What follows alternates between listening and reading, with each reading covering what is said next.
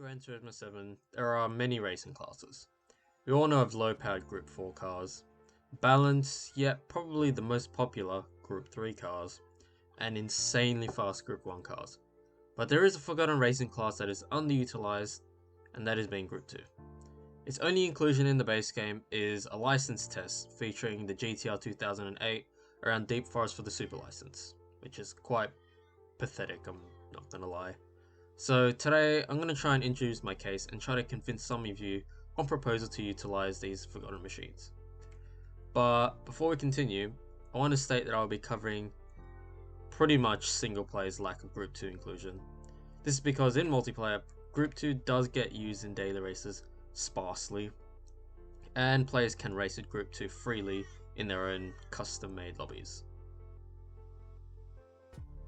For those of you who are unaware, GT7 is made up of 5 racing classes, and Group 2 is by far the smallest, amounting at 8 cars of really random eras. These include old Le Mans cars, which I'm guessing they're going for GT1 class race cars, and these include the CLK LM and the F1 GTR race car. Modern Super GT cars for 2016, which are the GTR, NSX, and the RCF. Older Super GT cars from 2008, which mirror their 2016 counterparts, except for the Lexus, which is the SC430. Currently, there are no real uses for the race cars in Group 2 in single player, as there are really just no events. And to me, there are 2 main reasons why Group 2 is forgotten. Number 1, Group 2 are way faster and more aerodynamic than Group 3, which is safe to say in most popular racing class. But they aren't as cutting edge as Group 1. Thus, it kind of sits in this no man's land between those who want the perfect balance that Group 3 offers and those who want to race in the fast lane in Group 1. Secondly, which is the more pressing issue really, is that Group 2's lack of cars really heavily limits the amount of events Polyphony can make without the events feeling a bit copy-paste, as you're going against really the same cars constantly. An example of this is, I challenge you to load up an arcade race with Group 2. You'll see so many duplicates of a single car clustered at a section of the grid. There are 3 events that I propose that could be implemented which solves both issues with a simple solution. Adding more relevant Group 2 cars that allows for more creative freedom for events, and here are my proposals. Number 1. Bringing back the All Japan GT Car Championships, which last featured in GT Sport.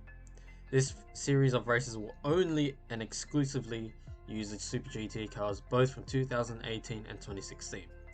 The players themselves are restricted to only using Group 2 cars. The car roster will be bolstered up with the inclusion of 2 more cars, with the Toyota Supra GT500 and the Lexus LC500 GT500. The settings I used for this race included making the races 20 minutes long, cars are limited to 830 performance points, making it a grid start with the players sitting around about P12, slipstream is unreal, you can only use racing tyres, fuel and tyre wear is on ×3, the time of day is on twilight to create a sunset to night transition, and the tracks include Autopolis, Suzuka, Fuji, and Kyoto Driving Park, due to Super GT being held in Japan, and also rain can be included. Hypothetically, the race would pay 320k, and it includes the use of International B license.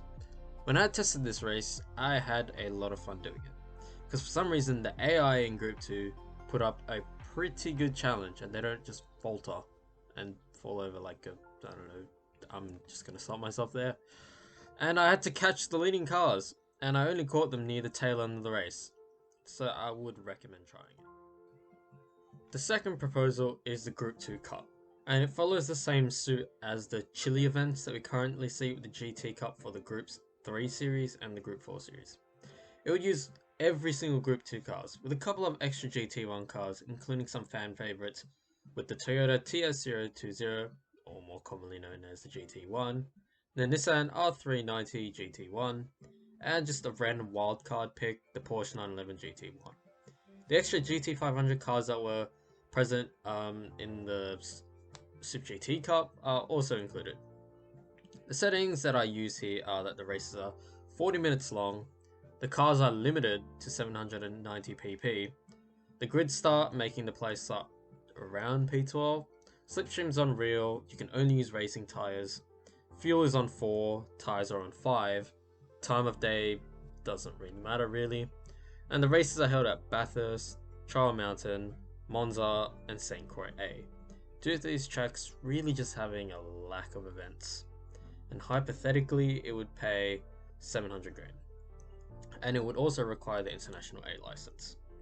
I also had a blast racing these events, as the GT1 cars were quicker in a straight line, modern Super GT cars flew through the corners, and the 08 Super GT cars were just a real balance between the two.